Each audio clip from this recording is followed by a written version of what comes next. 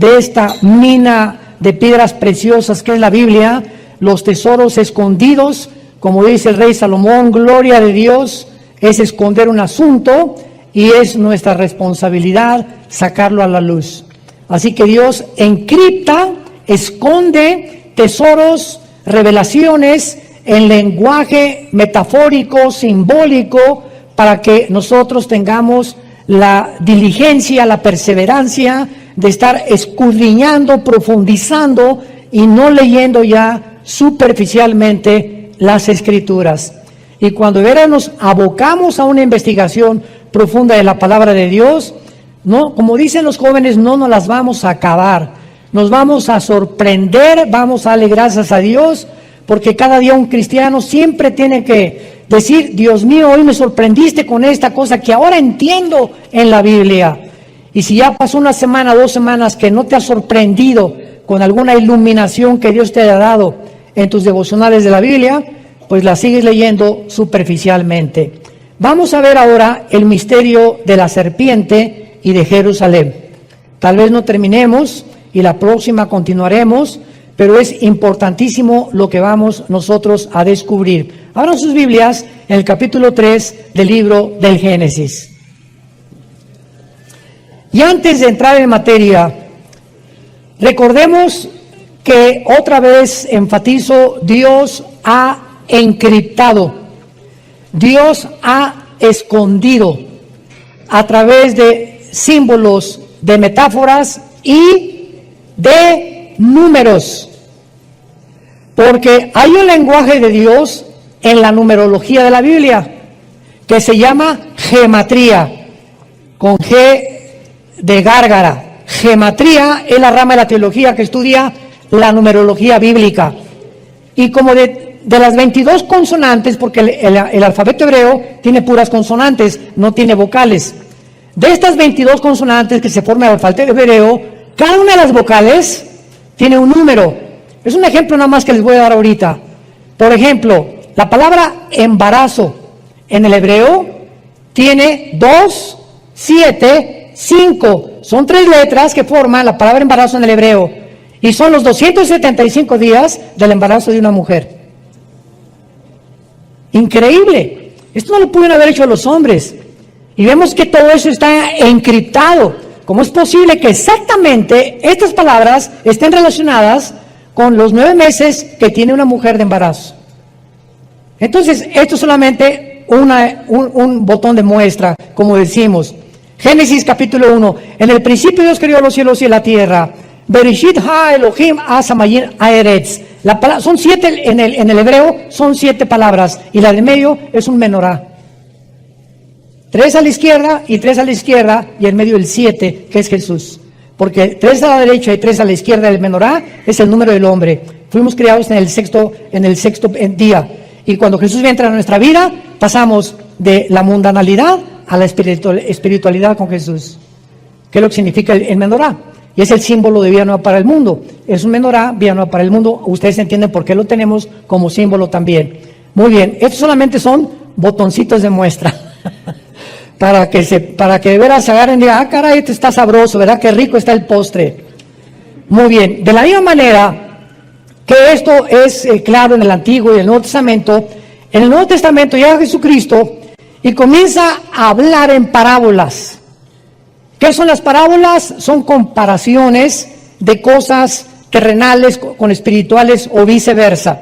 Entonces Jesús comienza su ministerio, el sembrador, Mateo 13, salió a sembrar y una semilla cayó junto al camino, otra en espinas, otra en rocas y la cuarta dio fruto. Y la gente que lo escuchaba, ¿qué fue lo que escuchó? La tierra, semilla, un sembrador, espinas y piedras. Y no encontraron más que, qué bonito cuento.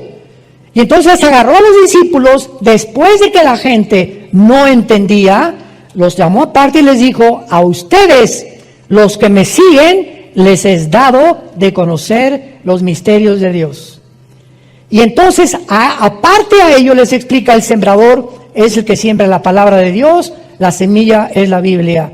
El terreno es el corazón del hombre, los de junto al camino son los que cuando viene el diablo y no le entienden, se vea la palabra, los de espinos, etcétera, etcétera. Y él, detrás de un supuesto cuento o una historia, escondió los misterios del reino de Dios. Para que hasta los granjeros, hasta los rancheros, cualquier indígena, no importa que no haya de la primaria, puedan entender los misterios escondidos en la Biblia si tienen a Cristo como su Señor. Y así llegamos a Apocalipsis también, que son puros símbolos. Que las 7 estrellas, los 7 espíritus, las 7 cabezas, las 10 cuernos, etcétera, etcétera. Y todos estos símbolos están escondidos, pero representan verdades en el Antiguo Testamento. Entonces yo quiero estudiar Apocalipsis, necesito estudiar Daniel, Ezequiel y Zacarías principalmente, que me interpretan los cuernos y las cabezas y las bestias del Apocalipsis, porque la Biblia no es de interpretación privada. Entonces, abriendo la Biblia, encontramos en el capítulo 2 y en el capítulo 3 del Génesis, lenguajes encriptados. Génesis 3, la serpiente era astuta más que todos los animales del campo que Jehová Dios había hecho, la cual dijo a la mujer, con que Dios os ha dicho, no comáis de todo árbol del huerto.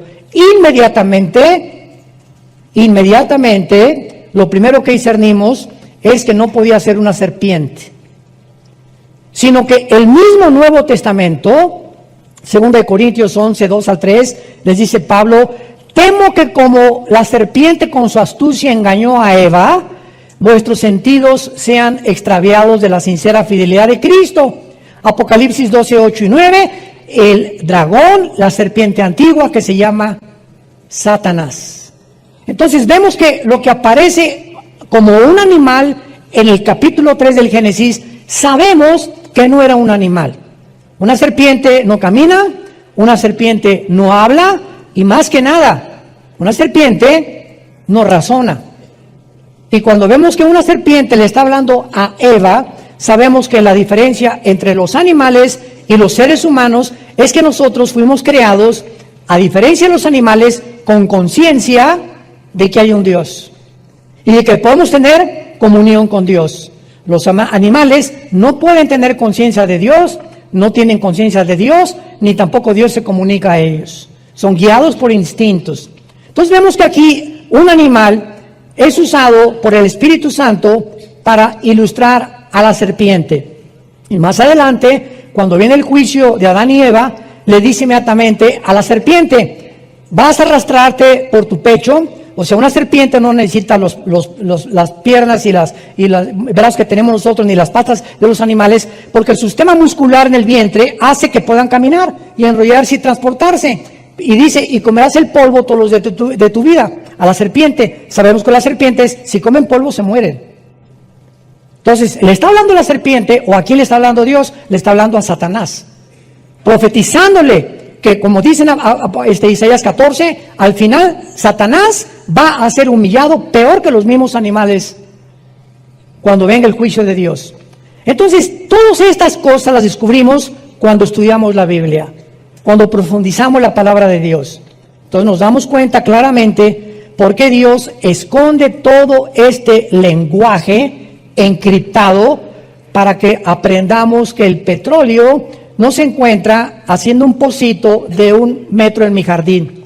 Si quieres encontrar petróleo, necesitas una sierra perforadora, ¿verdad?, que penetre casi 500, 300 metros, y ahí en lo más profundo se encuentra el oro negro. Los tesoros de la Biblia no se encuentran leyendo, Jesucito mío, mi su compañía, no me desampare noche en el día. Amén. Y ese es el devocional. Padre, te damos gracias por estos alimentos que nos has dado y dáselos a los que no los tienen. En nombre de Jesús, amén. Me voy a comprarte un perico que él diga esa oración. Nos comenzamos a volver autómatas y comenzamos a actuar automáticamente sin ya estar nuestra alma y nuestro corazón ni en los mismos alimentos. Ya lo decimos como algo memorizado. Ya no, Padre, te doy gracias en este momento por estos chilaquilitos. Y en este momento, Padre, te pido por mi hija que se acaba de ir. Te pido por esto, Padre, gracias porque esta mañana nos trajiste con bien. Pero comenzamos a recitar y a volvernos robots religiosos. Y así pasa con la lectura de la palabra de Dios también. Muy bien. Entonces encontramos también, ¿verdad?, que en el huerto del Edén pues había 2 árboles, el árbol de la vida y el árbol del conocimiento del bien y del mal. Y la Biblia nos dice en todo lo demás, ¿quién es la vida? Jesús. Yo soy el camino, la verdad y la vida. Entonces yo no voy a tomar un fruto y lo voy a comer y tengo la vida eterna. Dios lo encriptó y no sabemos que es Jesús la fuente de la vida. Pero no vamos a profundizar más porque estoy seguro que se van a empachar. Entonces, antes de poder profundizar, vamos a comenzar desde el principio. Vayamos, por ejemplo, al Salmo 82, versículo 1. La historia del huerto del Edén es una de las historias más famosas. Sin embargo, repito, encierra misterios de la Biblia. ¿Qué fue lo que realmente sucedió en el huerto del Edén? ¿Era la serpiente realmente un reptil que caminaba y hablaba y razonaba? ¿Y los árboles eran simbólicos o eran literales? ¿El fruto que comió Adán y Eva era literal o era simbólico? Y además nos revela la Biblia dónde se encontraba geográficamente el huerto del Edén, porque lo único que sabemos es que salía del Edén 4 ríos, de los cuales uno es desconocido, que tal vez fue erosionado o borrado después del diluvio, que posiblemente haya sido el río Nilo, que es posible. Pero sabemos que salían estos ríos y que estos ríos actualmente descienden por Irak, y que es el río Tigris y el Éufrates. El Tigris nace en Turquía y recorre casi todo el Medio Oriente y desemboca en el Golfo Pérsico. Entonces nos damos cuenta que como se encuentra ahorita, si agarro un mapa ahorita y pongo a Israel, y pongo a Jordania, y pongo a Irak, y pongo a Irán, y pongo a Líbano, estas naciones que nosotros vemos geográficamente divididas por fronteras, fueron divididas después de 1920. Antes de 1920, la división geográfica que tiene el Medio Oriente ahorita no existía. Y antiguamente, Irak y Siria eran la misma nación. Se le llamaba la nación Asiria y por eso se llama la Mesopotamia. Esto es muy importante. Llega 1922, los ingleses derrocan al imperio turco, al imperio otomano, que tenían el control del Medio Oriente. Los ingleses toman el control del Medio Oriente. Viene la declaración Balfour de los ingleses, proporcionándoles a los judíos el derecho de regresar a la tierra, pero pasaron cientos de cosas que impidieron que regresaran, y entonces viene la Segunda Guerra Mundial. Hitler mata a 6 millones, y ante este espectáculo, ¿verdad?, nos damos cuenta que comienza el Medio Oriente a ser dividido, y todas las naciones que forman ahorita el Medio Oriente, de 1925 a 1950, 48, 50, fueron divididas por las Naciones Unidas. Entonces, cuando hablamos nosotros del jardín del Edén, que se encuentra cerca del Tigris y el Éufrates, se encontrará en Irak, pegadito con la frontera con Israel, o se encontrará en la ciudad de Jerusalén. ¿Qué nos dice la Biblia dónde se encontraba el jardín del Edén? Porque en el jardín del Edén, escúchenme, fue el primer lugar donde Dios se comunica con el ser humano. El primer lugar geográfico donde Dios se comunica con el ser humano. Después se rompe la comunión del ser humano con Dios, ¿y qué hace Dios? Dice en Éxodo 25, versículo 8, que Dios les ordena construir el tabernáculo. ¿Para qué? Para que esta comunión que se había roto en el jardín del Edén continuara a través del tabernáculo en el lugar santísimo, donde Dios escogió para morar mientras peregrinaban en el desierto. Después desaparece el tabernáculo y entonces viene el templo de Salomón, que fue el que destruyó antes de Herodes. Herodes lo vuelve a reconstruir otra vez, pero Dios siempre está buscando la manera de tener comunión con nosotros. Y si Dios comenzó en Jerusalén, que posiblemente, vamos a verlo, que Jerusalén tenía el huerto de Getsemaní, lo más seguro que el jardín del Edén se encontraba en el huerto de Getsemaní. Era el lugar donde Dios se encontró con su Hijo y donde fue crucificado, donde comenzó la humanidad y la comunión con Dios. Dios regresará otra vez al mismo lugar a habitar en medio de nosotros. Por lo que podemos asegurar y adelantarnos que es posible pero tenemos que demostrarlo bíblicamente, porque no es de interpretación privada, que posiblemente el huerto del Edén se encontraba en la ciudad de Jerusalén. Pero antes, más sorpresas. ¿Ya se abrocharon el cinturón? Bueno, Salmo 81. Vamos a ir con calma, porque si no, como dije, decía mi abuelita, te empachaste. ¿Qué es el empacho, verdad? Cuando comemos demasiado y la digestión no se hace posible. ¿Y qué pasa cuando de repente una verdad nos es revelada por el Espíritu Santo y yo no estoy preparado desde antes a comenzar en una orquesta, una sinfónica, hay la obertura? Viene lo del medio y viene un clímax, tan al final la novena sinfonía de Beethoven o la 10ª sinfonía de Beethoven, y viene el clímax. Imagínense que el director comenzara con el con el clímax, no, ¿verdad? Sino que comienza la sinfónica, tararán, tararán, tararán, tararán, y nos va llevando los que aman la música clásica, y siempre en las oberturas y las sinfónicas hay un clímax, los músicos lo saben. Y así nos lleva Dios. No nos lleva Dios y nos dice a un niño de 3 años, ¿cuánto es la raíz cuadrada de 27? Y el niño, ¿perdón? Apenas sabe multiplicar y dividir. Entonces, así es la Biblia. Cuando hablamos de muchas cosas demasiado profundas, que ya estamos grandecitos para aprenderlas, es cuando comenzamos a girar, y si no explicamos desde la A, la B, la C y la D, se empachan. No hay una palabra teológica para esto, más que se marean, o les cayó mal, o no han digerido espiritualmente lo que la Biblia dice. Romanos 82, Salmo 82. Dios está en la reunión, no oigo. No oigo. No tengan temor, dicen, no les saque. ¿Está en la reunión de qué? ¿Nunca te has preguntado eso? ¿Cuáles dioses? ¿Qué acaso Jehová, Dios, Deuteronomio 6, del 8 al 10, Shema Yisrael, Adonai Elohim, Adonai Echad, oye Israel, el Señor Dios Jehová tu Dios uno es? ¿Quién es uno Dios? ¿Quiénes son estos dioses que continuamente habla la Biblia? ¿Y cómo es posible que diga que Dios, porque apúntalo, la palabra Dios es Eloah, y cuando se le pone el I-N, Elohim, es plural? Entonces, aquí encontramos al Dios singular en medio de dioses.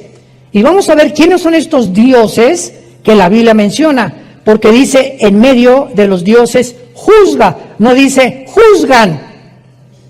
O sea, lo primero que encontramos es la palabra traducida a Dios o dioses Elohim, que es una de las palabras más usadas en el Antiguo Testamento, porque en Éxodo 21:6 se traduce jueces. A muchos jueces se les decía dioses. Dioses paganos, Éxodo 18:11. A los ángeles muchas veces, Salmo 8, versículo 5, se tradujo Elohim, se les llama dioses. Y a hombres, en Éxodo 7:1, le dijo Dios a Moisés, Aarón me será Dios ante Faraón.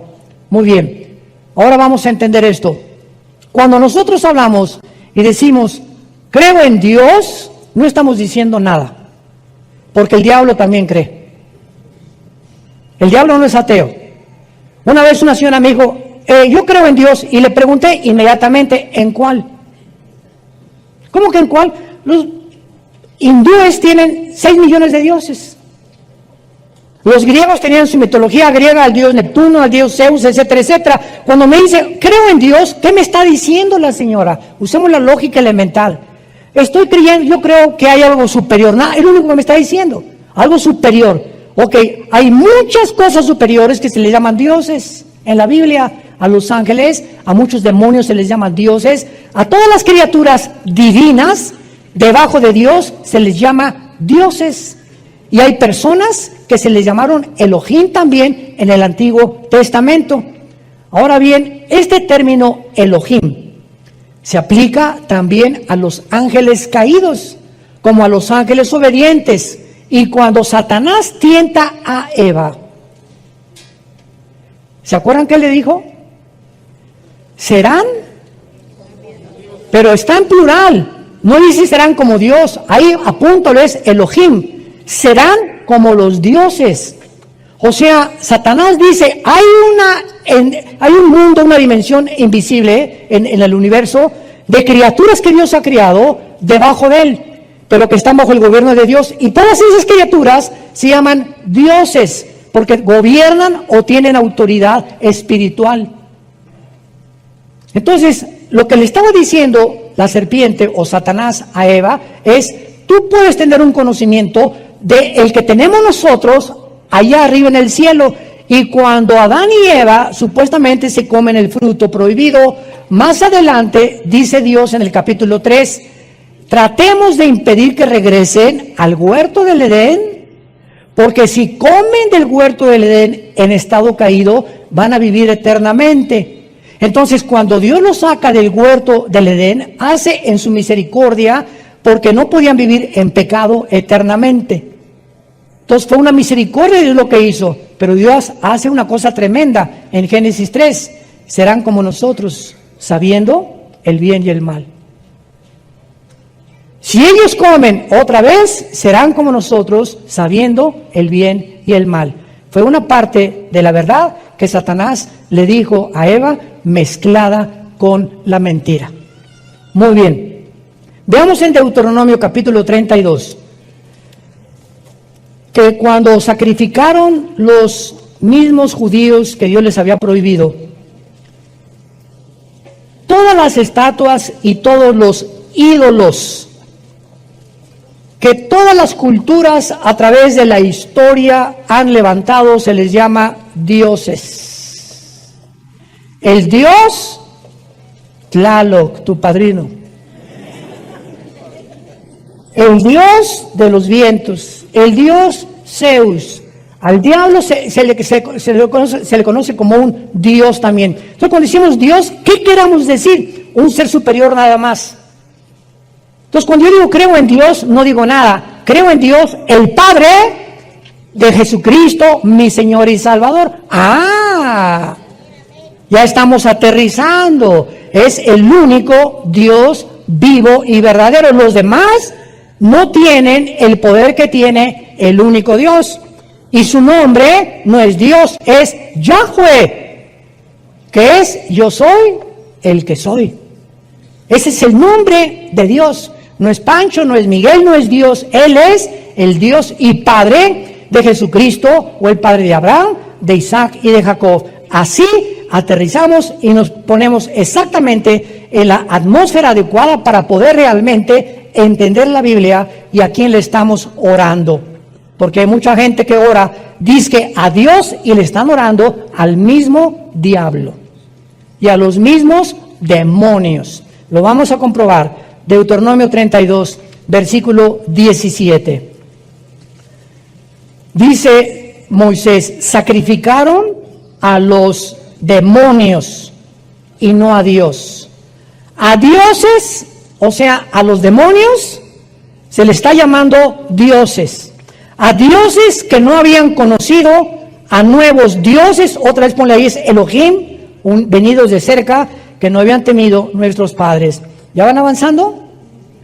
Ya van descubriendo que esa palabra Elohim no habla más que en plural de dioses, y Dios singular Eloah, cuando es in, el in aumenta el plural en el hebreo.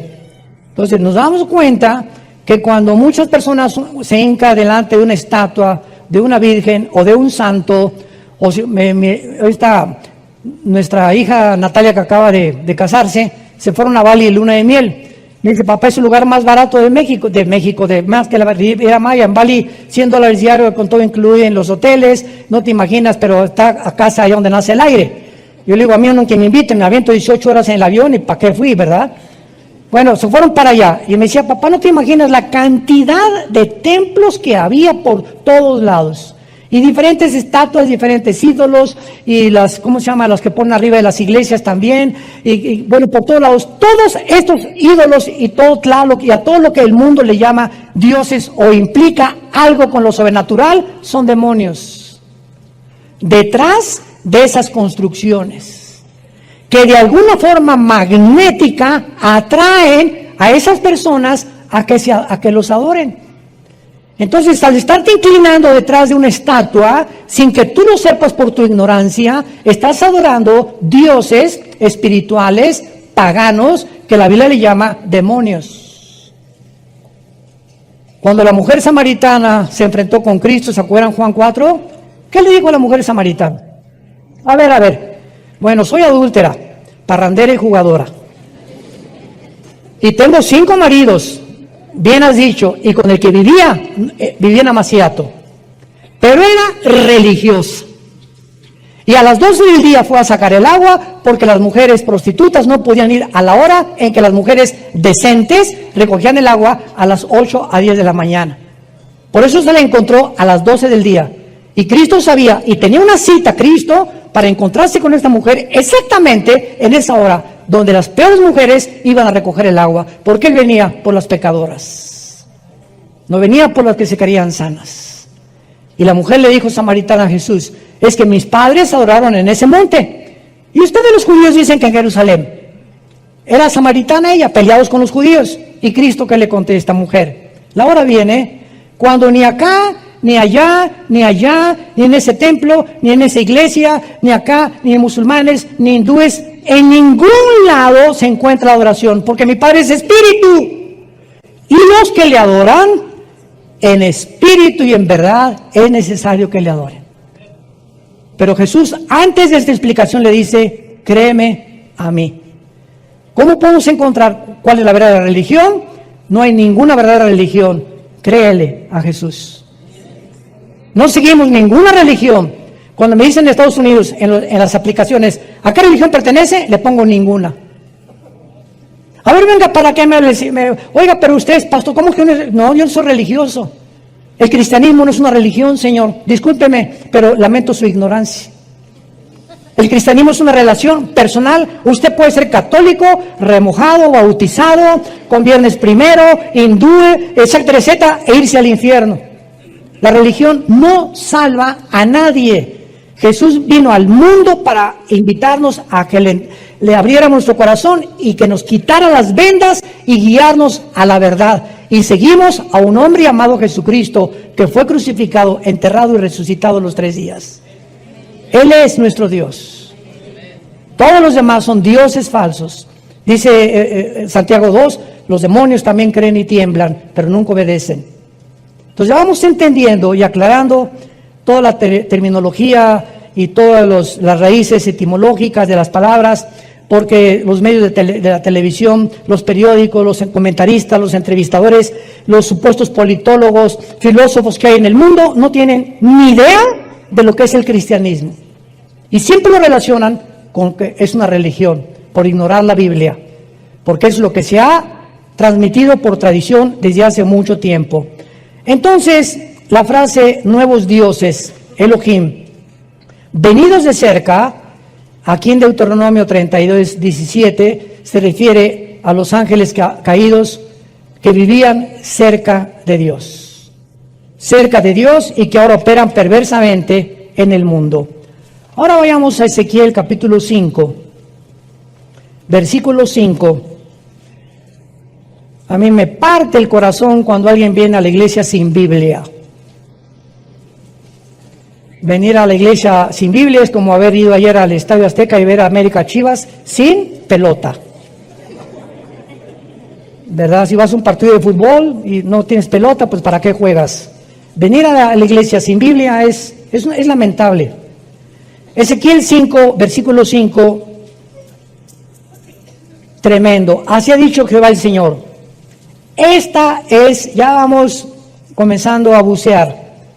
Ya estamos como a 10 metros de profundidad. Esta es Jerusalén, la puse en medio de las naciones y la tierra de alrededor. Apunta la palabra en medio en el hebreo. Es la palabra Tawech, como suena con T de tío, A-W-S-H, Tawech, y significa ombligo. Significa ombligo. La puse como el ombligo de las naciones. Es el centro de donde nosotros nacimos. ¿Qué es el ombligo?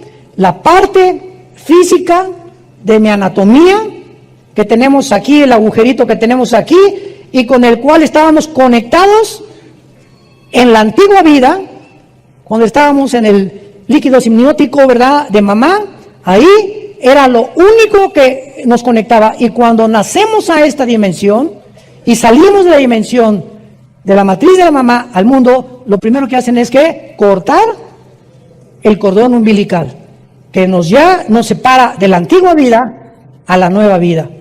Y cuando Dios le llama a Jerusalén el ombligo, está diciendo que desde ahí nació la ley, de ahí Dios vino a morir, ahí fue crucificado, ahí estuvo en el huerto del Edén, ahí fue donde el monte Moría, Abraham iba a sacrificar a Isaac, ahí estuvo el templo de Jerusalén, el templo que está ahorita debajo de la cúpula de la mezquita de Omar, es el centro de todo. Y ahí en Jerusalén comienza la Tercera Guerra Mundial, y en Jerusalén Dios bajará de su tercer cielo a poner su trono en la tierra en Jerusalén.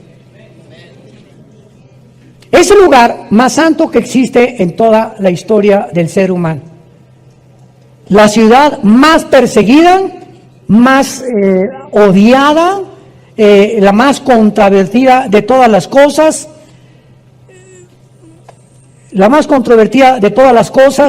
y la ciudad que está ahorita a punto de convertirse en la manzana de la discordia del mundo entero. Ahora vamos a comenzar a comprobar todas estas cosas. Otros han colocado el huerto del Edén en Israel, en el monte de Sión, y de acuerdo a la historia de los judíos y al lugar donde Dios creó a Satanás, fue en el Edén.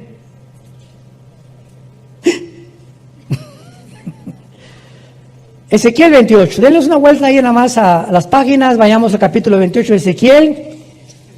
Y antes de que nosotros fuéramos creados, o nuestros primeros padres, Adán y Eva, en el huerto del Edén,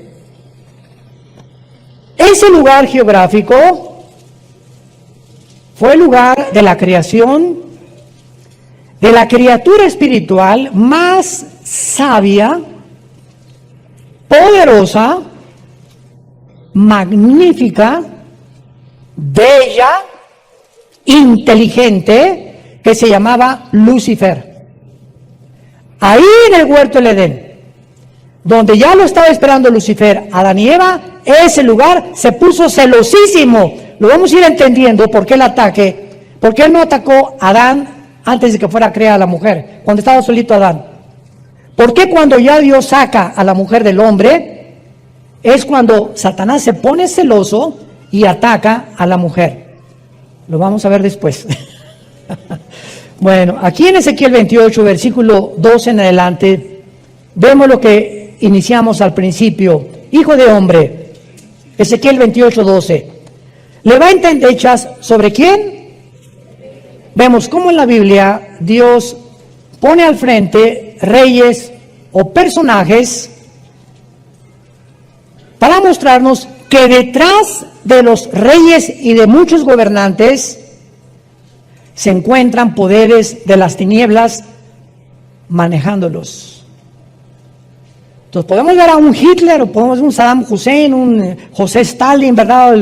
El que tú me quieras mencionar, y vemos al ser humano y los psicólogos, los psiquiatras, Stalin, Hitler, personas sociópatas, esquizofrénicas, paranoicas, todos los adjetivos de la psiquiatría, etcétera, en él. Pero detrás de todos esos adjetivos que descomponen una personalidad o la convierten en un loco, se encuentran poderes de las tinieblas, de acuerdo a la Biblia, operando en ellos. ¿Y por qué esas personas se descompusieron mentalmente y comenzaron a manifestar una insanidad mental, a decir cosas y actuar de manera no coherente, ni lógica, ni racional? Eso no lo entiende la psicología ni la psiquiatría. Y entonces cuando un psiquiatra o un psicólogo, con el respeto que se merecen, trata de ubicar a un paranoico, a un esquizofrénico, a un sociópata, a un psicótico, a una conducta normal, no tiene la terapia para hacerlo más que con chochos, con químicos, Valium, Equanil, Prozac, pastillas tranquilizantes. Y tú vas a un hospital psiquiátrico y el 99.9% de todos los pacientes en todos los hospitales psiquiátricos del mundo los tienen drogados. Los tienen que manejar con químicos para poder controlarlos. Porque la condición mental en la que ellos se encuentran no es una condición mental física, es una condición espiritual. Y cuando alguien llega a desvariar o a comenzar a tener una condición de insanidad mental, a decir cosas sin sentido, incoherencias, contradictorias, cuando comenzamos a tener actitudes, en la mañana soy una persona con mi esposa, con mis jefes soy otra persona, en la iglesia tengo cara de San Clodomiro, y en la noche con mis hijos soy otra persona. Hay hombres que tienen 4 personalidades en un día. Se le llama desórdenes múltiples de la personalidad. ¿Y saben ustedes de dónde vienen estos desórdenes? ¿Por qué la persona no es íntegra? Yo soy lo mismo, tengo que ser en la iglesia el mismo, con mi esposa lo mismo, con mis hijos lo mismo, en mi trabajo lo mismo. Es lo que se llama integridad. Y la desintegridad es cuando se desintegra la personalidad. Y cuando venimos a Cristo, Él trata de que seamos íntegros de una sola pieza, porque eso nos da estabilidad mental.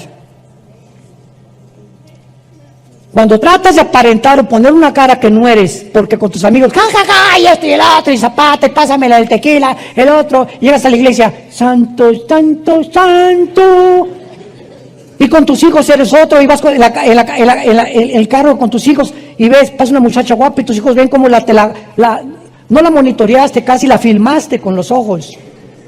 Dice, ¿ese es mi papá? ¿Ese es el que me lleva a la iglesia?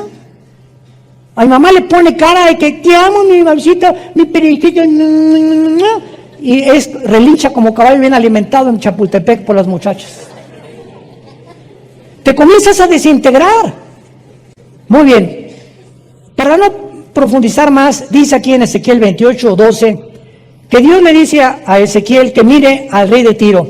Pero inmediatamente vemos lo que le dice Dios a Ezequiel que le diga al rey de Tiro. Tú eras el sello de la perfección. Esto no puede ser literal. ¿Se dan cuenta cómo comenzamos a descubrir qué es literal y qué simbólico es metafórico? No hay ningún rey de Tiro, ningún ser humano perfecto, más que Jesucristo. Tú eras el sello de la perfección, lleno de sabiduría y acabó de hermosura. Ya parecía que se parecía el rey de Tiro a Rambo. En Edén, en el huerto de Dios, estuviste. Y en ese tiempo, Ezequiel, ya no existía el huerto de Dios ni el Edén. Conclusión, vamos bien. No está hablándole a un humano. Está hablándole a una entidad espiritual representado por un rey para podernos revelar de quién está hablando. Ahora, acuérdense de una cosa. El huerto del Edén, Dios no creó, síganme con mucho cuidado, a Adán en el huerto del Edén.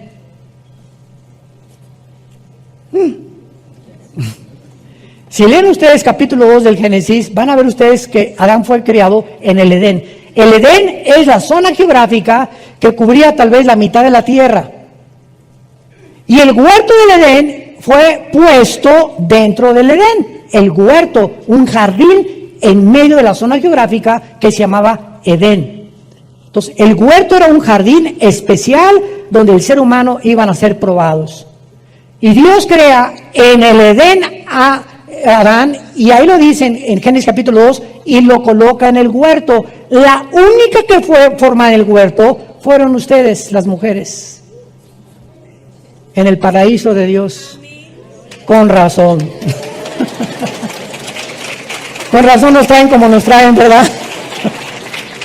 Hoy en la mañana se lo dije a mi esposita y me dijo, ay, qué bonita cosa me has dicho, con razón, ¿verdad? Le digo, con razón te amo tanto.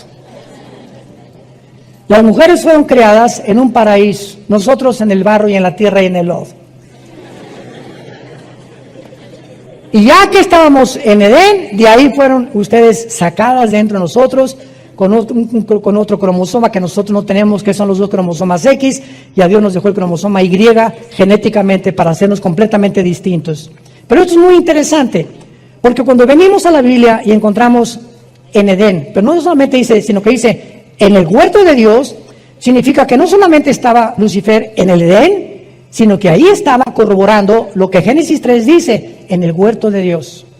La palabra huerto también se puede traducir como es la palabra Gan, G-A-N en el hebreo, Gan, y es jardín, también se puede traducir el jardín o el huerto de Dios. Pero vayamos más adelante. En Edén, en el huerto de Dios estuviste, está hablando de Lucifer. Ha sido la criatura, el querubín más perfecto, más sabio, más inteligente que Dios creó en el universo. Y vean lo que dice Dios, que Lucifer estaba vestido con piedras preciosas, cornerina, topacio, jaspe, crisólito, berilo, ónice, zafiro, carbunclo, esmeralda y oro. Cuando vemos las vestiduras del sumo sacerdote en el Antiguo Testamento, y cuando él entraba al lugar santísimo en el mes de septiembre, ahorita nos encontramos en el mes de septiembre, octubre, en Tishri, ahorita es Rosh Hashanah, para los judíos, que es la fiesta de las trompetas.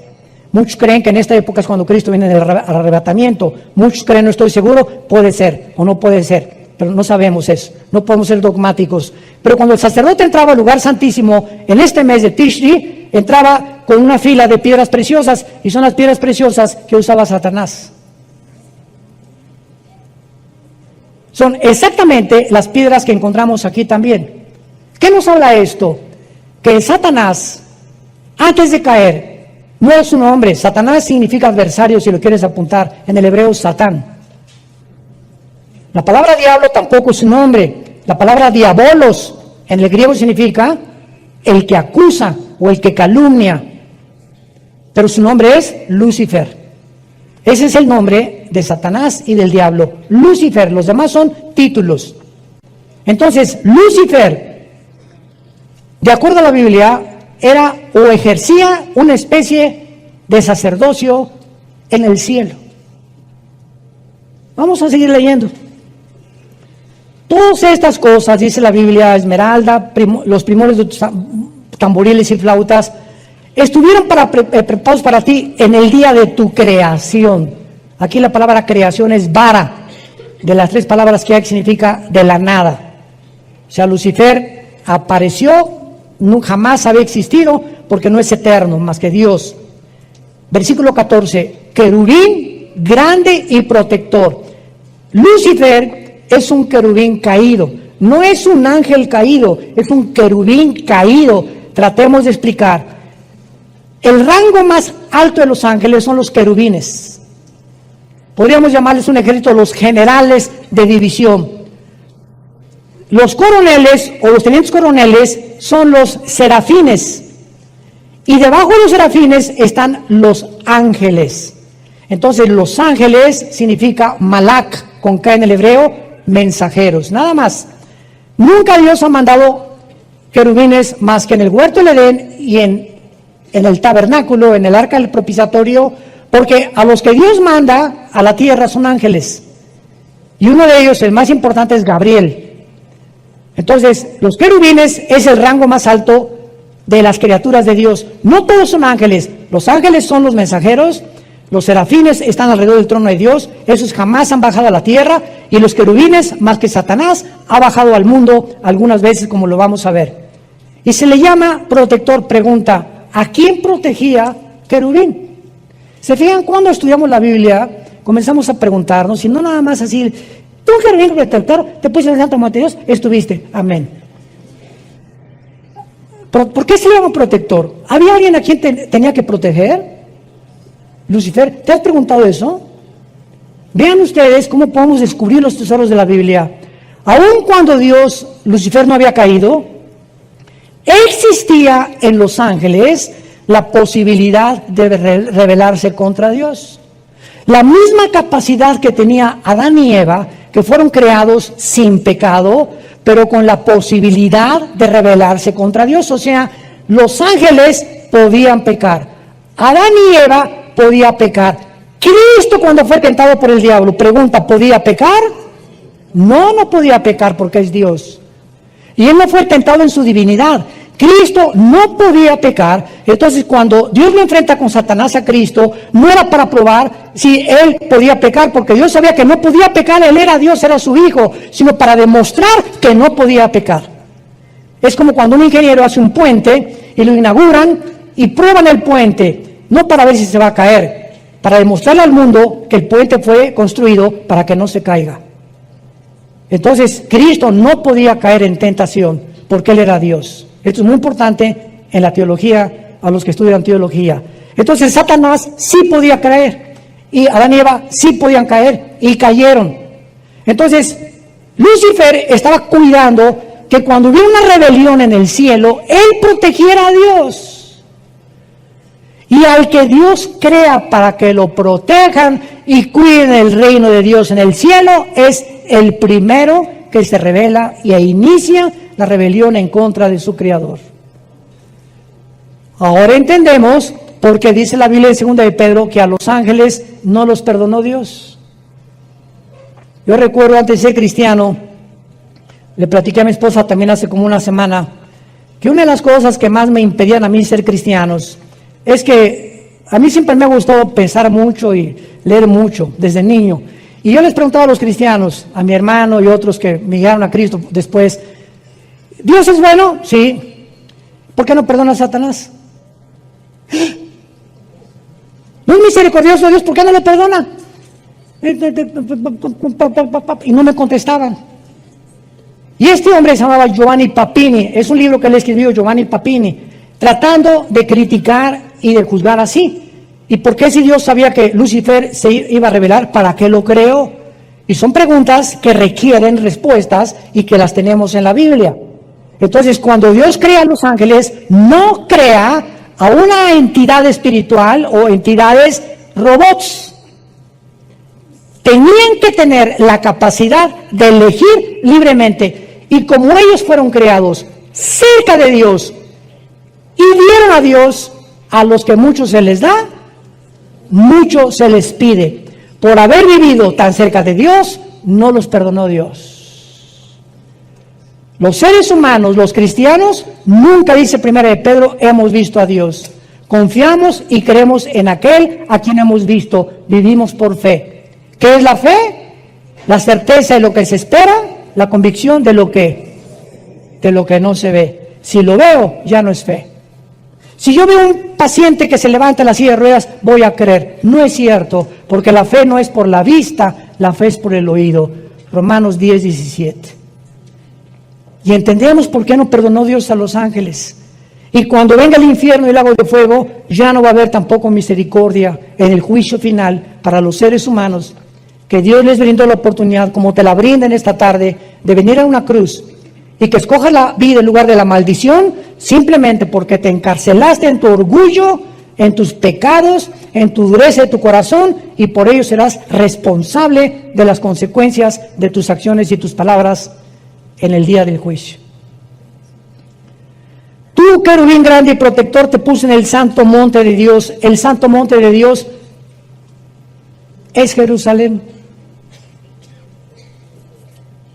Los rabinos judíos le llaman el monte del templo, porque Jerusalén está construida en una montaña. Cuando vayamos a Jerusalén el año que entra, vamos a ver todo eso geográficamente, con PowerPoint y todo. Es un viaje maravilloso en junio del año pasado. Inscríbanse los que puedan ir desde ahorita. Va a ser un viaje, a lo mejor será el último que hagamos, no lo sabemos, ¿verdad? Pero es increíble cuando llegas a Jerusalén y aterrizas ahí en Tel Aviv, te bajas del avión, inmediatamente hay una atmósfera que no está ni en la Riviera Maya, ni en Acapulco, ni en Puerto Vallarta, ni en Bali, ni en Hawái, ni en ningún lado. Es una atmósfera que comienzas a sentir que estás en un lugar verdaderamente santo. Y aunque hay una religiosidad impresionante en Jerusalén, nos damos cuenta ahí cuando caminamos por la vía dolorosa, donde Cristo cargó la cruz, cuando llegamos al monte, donde fue enterrado Jesús, y al huerto de Getsemaní y todas cosas, sientes inmediatamente, de veras lloras. Hay una sensación en el aire que te hace llorar porque estamos conectados con Dios. Y toda la demás gente que llega y toda la demás religión es como si nada, como fueron a Cancún, a Acapulco, o a Taxco, o a San Miguel Allende. Pero cuando eres hijo de Dios y estamos conectados con la dimensión espiritual de Dios, todo nos afecta porque sentimos inmediatamente que Dios nos está hablando en cada lugar donde vayamos a ir. Lo más importante de esto, para terminar, dice aquí en Ezequiel 28, y lo vamos a dejar de tarea para la próxima clase. Dice el versículo 17, el pecado de Lucifer. Se enalteció tu corazón a causa de tu hermosura, corrompiste tu sabiduría a causa de tu esplendor, te arrojaré por tierra, delante de los reyes te pondré para que miren en ti. Por favor, pongan atención, versículo 18, con la multitud de tus maldades y con la iniquidad de tus contrataciones. La palabra reculá en el hebreo, que se tradujo contrataciones, es comercio o tráfico. Aguántense. Traficaste, profanaste, y esta palabra chalal, C-H-A-L-A-L, chalal, significa violar. Y se usa en el Antiguo Testamento sexualmente. Traficaste y violaste. ¿Qué violó Satanás ahí arriba, Lucifer? ¿Con quién traficó? ¿Es posible que haya un tipo de reproducción de los ángeles? ¿Por qué dice en Génesis capítulo 3:15, tu semilla? Le está hablando a Satanás, tu esperma, la palabra ser en el hebreo es esperma, tu semilla estará en enemistado contra la semilla de la mujer. Y nace Caín, y Caín no aparece en la genealogía de Lucas ni de Mateo como hijo de Adán. Desaparece el mapa Caín. ¿Habrá sido realmente, como dice 1 Juan 3, era hijo de maligno? Caín, de alguna manera traía la semilla de él, y nuestra naturaleza que heredamos pecaminosa, ¿de dónde vino? Porque se transmite genéticamente por la sangre del pecado. Cuando nace un niño, no le dice Dios, ahora póngale pecado, no. Los padres transmiten a sus hijos, los 23 cromosomas míos y los de mi esposa forman el cigote, 46 cromosomas, y ahí está el ser humano completito y bien pecadorcito. Como dice David en el Salmo 51, en pecado me engendró mi mamá. Entonces, cuando comenzamos a profundizar todo esto, nos damos cuenta que en Génesis 6 los ángeles se metieron con las mujeres y produjeron gigantes. ¿Qué pasó en Génesis 6? ¿Alguna problema o algún experimento genético que hicieron con las mujeres? Y Judas, antes de Apocalipsis, la epístola de Judas dice que los ángeles, igual que los sodomitas, se fueron en pecados fornicando, igual que los sodomitas. Fornicando los ángeles. Oiga, hermano, pero acuérdense de Mateo 22. ¿Qué dice Mateo 22? Cuando se casen, cuando resuciten, no se casarán ni serán en casamiento, serán como los ángeles están en el cielo. Los ángeles en el cielo no tienen acceso, cuando bajan a la tierra, tienen forma de mezclarse con los seres humanos.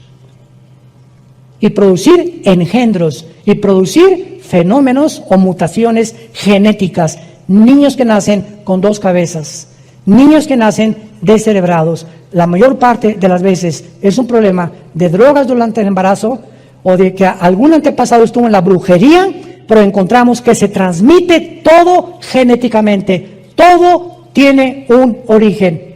El origen de los árboles, ¿qué es? Una semilla. Ese árbol inmenso estaba concentrado, el volumen de eso en una semilla. Nosotros, ¿cuál fue nuestro origen? Un esperma de mi papá. En un esperma de mi papá, el óvulo de mi mamá, ahí se juntaron, ahí estabas tú y ahí estaba yo. Y míranos ahora. Cerebro, orejas, oídos, páncreas, hígado, sistema cardiovascular, gastrointestinal, piel, millones de células, de cromosomas, etcétera, etcétera. Todo en una semilla. Seguiremos estudiando. Te damos gracias, Señor.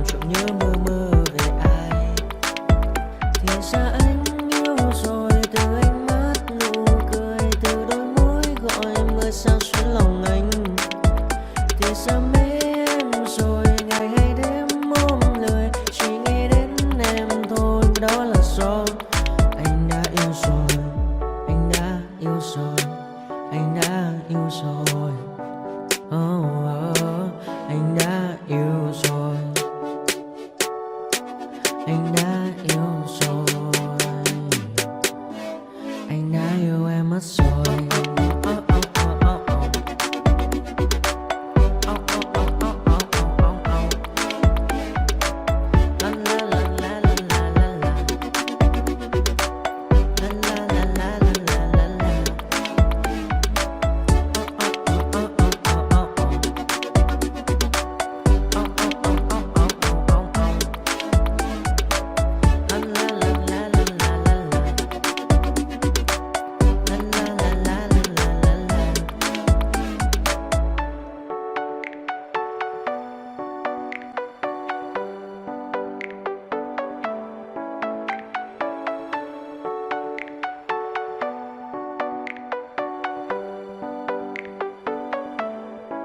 Anh hay mơ mộng mình thứ xa xôi, không nàng về tình ái muôn nơi. Sống cho là trọn kiếp đây thôi, đâu quan tâm gì chuyện đời, thế mà lại nằm tương tư